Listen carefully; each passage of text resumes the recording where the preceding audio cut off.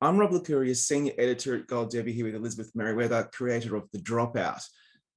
Liz, first of all, congratulations on all these Emmy nominations, particularly ones for yourself for The Dropout. You must be super excited. How did you find out?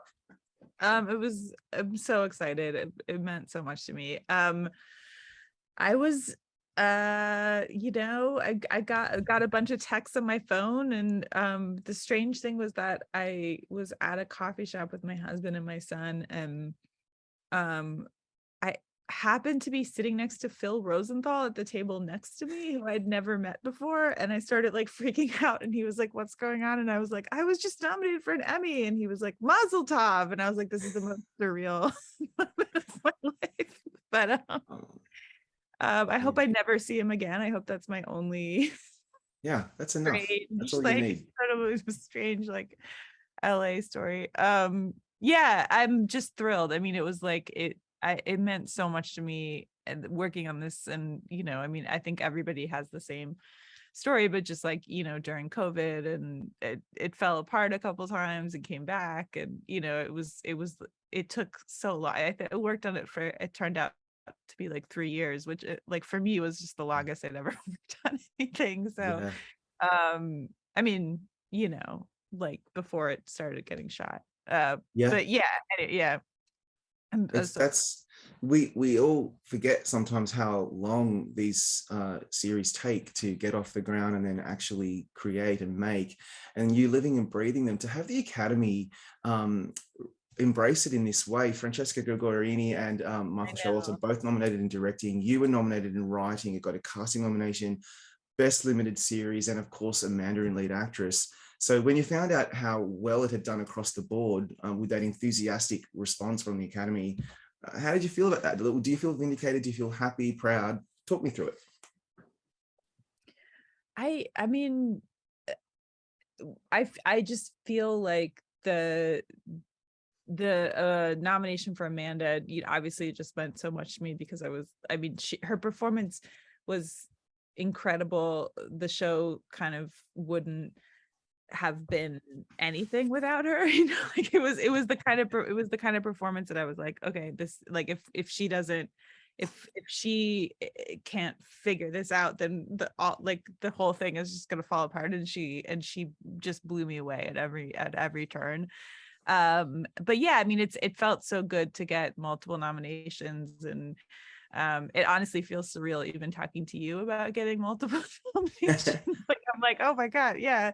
um yeah, I mean, it feels like, you get, there's so much hard work that goes into these things, and there's so many people, and especially the casting nomination, meant a lot to me, just because Jeannie did such an amazing job. And Yeah. um and just like, our cast was incredible, just the guest stars were incredible. And yeah, I mean, and I don't know, I mean, I don't know what else Yeah, no, I agree. Like, let's talk a bit more about Amanda Seyfried's performance, because yeah, her portrayal, it's unbelievable to me. Like, not only does she get the mannerisms and the voice cadence and all that right, and she looks the part, but mhm, she imbues this person that a lot of us know, because we've listened to the podcast, we've watched the documentaries.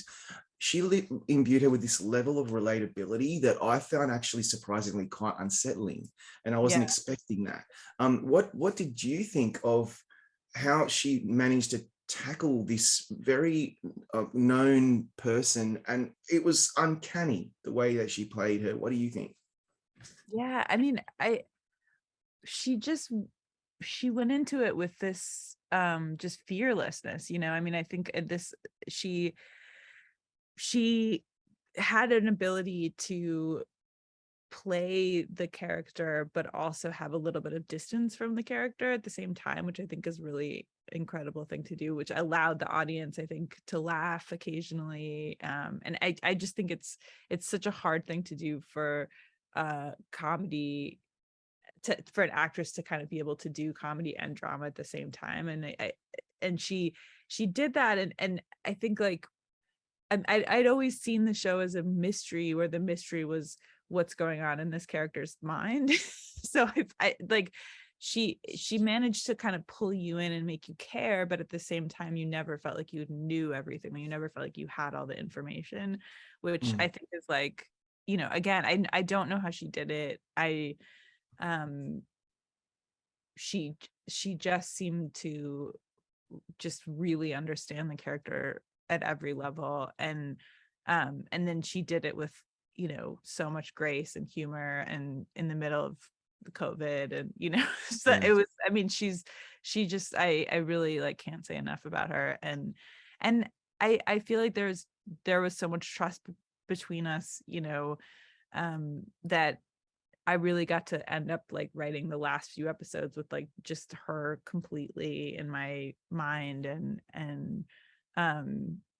it's such a gift to a writer when you're working with an actor that you just feel like you can relax and like give over to, you know, she's so special. Yeah.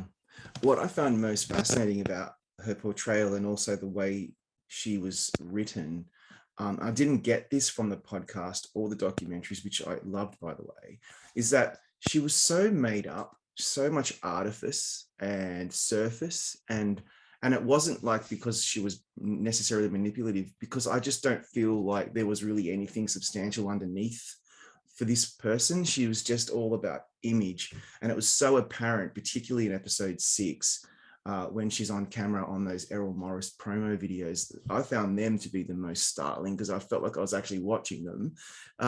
So she was like an avatar, not a real person. I'm wondering if that was a really one of the through lines for when you were, you know, creating the series and writing it. That she, sorry, what was That it? she's not a real, like, there was nothing substantial to her. It was all about the surface and making sure people could see something really substantial, but there really wasn't anything going on underneath because she was so broken and whatever. Yeah, I mean, I think that like I said, I feel like that was just the question of what was going on underneath, to me, was the driving force of the series, and the trying to figure out her motivations, and like her, you know, her point of view at every moment, for me, was the hardest thing, and also I felt like the most important thing. And I hope the audience, like, I mean, I think our character does have a lot going on underneath, you know, I mean, but I feel like she is always she's in conversation with her public image, and she's, you know, and I think what I was going for was sort of moments where you would get a glimpse of something and then it would disappear, and then, you know, I mean, Yeah. it's interesting because we had 10 hours of deposition footage from her deposition, and both Amanda and I watched all of it. Actually, I don't think I watched all of it. Amanda watched a lot of it.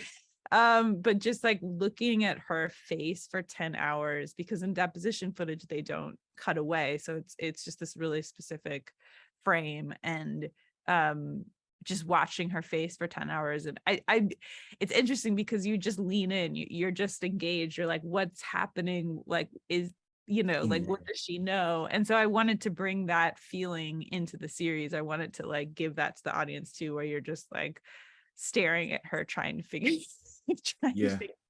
But I mean, I think I never thought of the character as somebody who had no feelings. I think, you know, I don't think that this show would work if you felt like this was a sociopath, or if you felt like you could easily put a label on the character. I think that was being done a lot to her in public, you know. I think like people were sort of distancing themselves from her, calling her crazy, giving her, you know, like saying, oh, this is this crazy woman who did this terrible thing, without actually having to engage with it and think about, you know, what got her there, and what are some of the like larger systems that affected what happened, you know. So it was really important to me to like never let the audience be able to completely distance themselves from her or the story, because I felt like that was the easy way out, and that was a lot of what had already been happening with reporting. Yes. Yeah, we didn't need to see another production demonizing her with, or at least laying out all the bad things she did, and that's why that relatability was super important. So the final question is, was that really bottom line the outcome you wanted? You wanted some sympathy for this person. She's still a person, and she still obviously has a lot of, she's broken. And yeah, I just wonder if that is really the outcome that you were hoping for at the end of the day.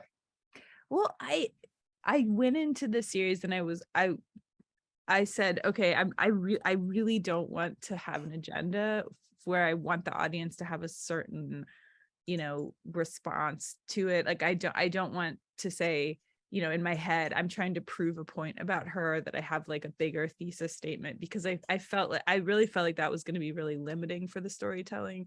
I wanted the audience to be at the end of it intrigued, asking questions, a little uncomfortable, you know what I mean? Like, I wanted the audience to be more curious than than to like have all of the answers to everything. That was the goal. But I knew that I couldn't sustain it over 8 episodes if you didn't care at some level for her. So I think that was that,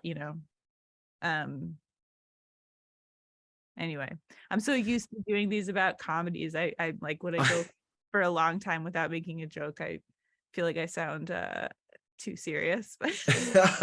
That's the beauty of you ducking in and out of comedy drama. But on that note, Liz, thanks so much for your time today. We're going to bring you back for our group channel Great. panel shortly.